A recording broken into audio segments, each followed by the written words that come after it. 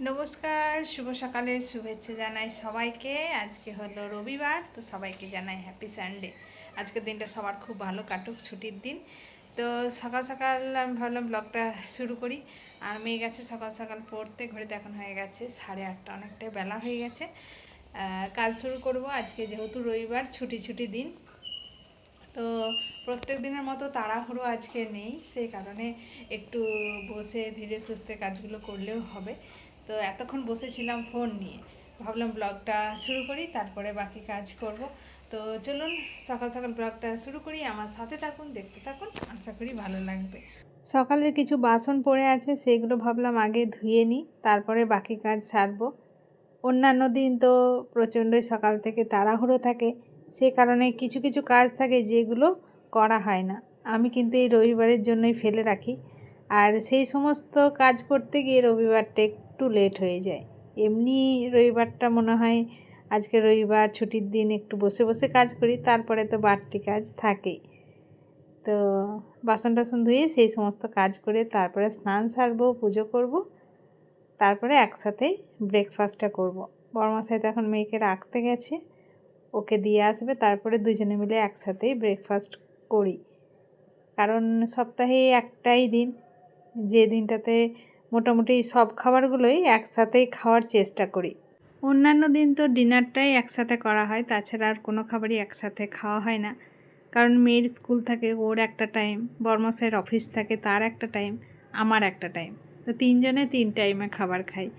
সে কারণে চেষ্টা করি ছুটির দিনগুলোতে একসাথেই খাবারটা খাওয়ার। আর রবিবার জলখাবার মেয়ে আগেই খেয়ে যায়, কারণ ওর তো পড়া থাকে। তারপরে ও পড়তে গেলে আমি আর বড়মশাই ব্রেকফাস্ট করি। তো মেয়ে খেয়ে গেছে, আর বড়মশাই কিন্তু এখনও আসেনি। আমার এতগুলো কাজ হয়ে গেল।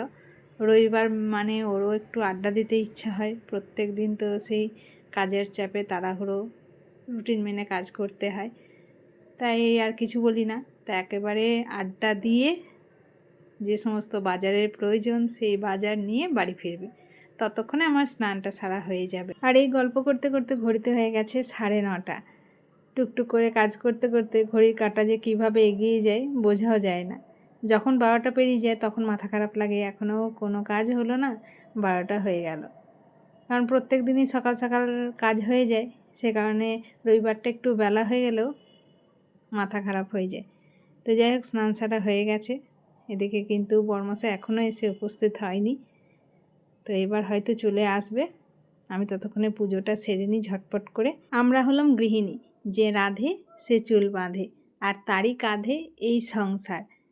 আমাদের উপরেই যেমন সংসারের সমস্ত দায়িত্ব থাকে, সংসারে মানুষদের যত্ন নেওয়া, সংসারটাকে সুন্দর গুছিয়ে করা, রান্না বান্না করা, ঠিক তেমনই নিজেদের দায়িত্ব কিন্তু নিজেদেরকেই নিতে হয়। নিজেদের দায়িত্ব কেউ কিন্তু নেবে না। আমরা ভালো আছি, আমাদেরকে ভালো দেখতে লাগছে কি না সেটা কিন্তু কেউ বলবে না এই সংসারের চাপে। তাই নিজেদের খেয়াল সবসময় কিন্তু নিজেদেরকেই রাখতে হয়। সংসারটা যেমন পরিপাটি করে করতে হয়, ঠিক তেমনটাই নিজেদেরকেও কিন্তু সারাক্ষণ পরিপাটি করে রাখতে হয়। কারণ আমি মনে করি নিজেকে পরিপাটি করে রাখলে অন্যের ভালো লাগার থেকে নিজের ভালো লাগাটা সব থেকে বেশি। কারণ নিজেকে ভালো রাখলে তবেই কিন্তু এই সংসারটাও ভালো থাকবে। আমরা যখন একটা ঘরকে গুছিয়ে রাখি, তখন যেমন ঘরটা দেখলে বারবার বেশ আনন্দ হয়, ঠিক তেমনই নিজেকে যদি একটু সাজিয়ে গুছিয়ে রাখা যায়, অন্যের চেয়ে নিজের আনন্দটা একটু বেশি হয়। আর নিজেকে আনন্দ রাখলে, খুশি রাখলে সংসারটা অটোমেটিক ভালো থাকবে। আমার এই বকবক যেমন এগিয়ে চলেছে, ঘড়ি কাটাও কিন্তু ছুটে চলেছে। ঘড়িতে এখন হয়ে গেছে 10টা। কর্তামশাই তো চলে এসেছে, ও বলছে পেটে সূর্য ডন মারছে, খেতে দিতে হবে। তো ভাবলাম পুজোটা সেরে নিই, তারপরেই একসাথেই খাবো। তো ঝটপট করে পুজোটাও সেরে নিই। একটা একটা করে কাজ হচ্ছে আর মাথার চাপগুলো কমছে। সকালে ঘুম থেকে উঠে তো প্রচুর মাথায় চাপ থাকে, এত এত কাজ থাকে। তো তার মধ্যে অর্ধেক হয়েছে, এখনও অর্ধেক বাকি। মেন কাজ হলো যে আজকে কি রান্না হবে, রবিবার তো সেই সব পরে চিন্তা করব। অনেক কাজই হয়ে গেছে, এখন আগে টিফিনটা করব। তো টিফিন করে এই যে এখন গরম গরম বড়া ভাজা চলছে। ছোলার ডাল ভিজিয়ে রেখেছিলাম কালকে, তো সেই ছোলার ডালটা বেটে নিলাম, বড়াগুলো ভেজে নিই। একটুখানি লাউ ডাঁটা নিচ্ছে, তো সেই লাউ ডাঁটা আলু আর এই বড়া দিয়ে একটুখানি ঝোল বানাবো। আর লাউ শাক আছে, সেই শাকগুলো ভাজবো।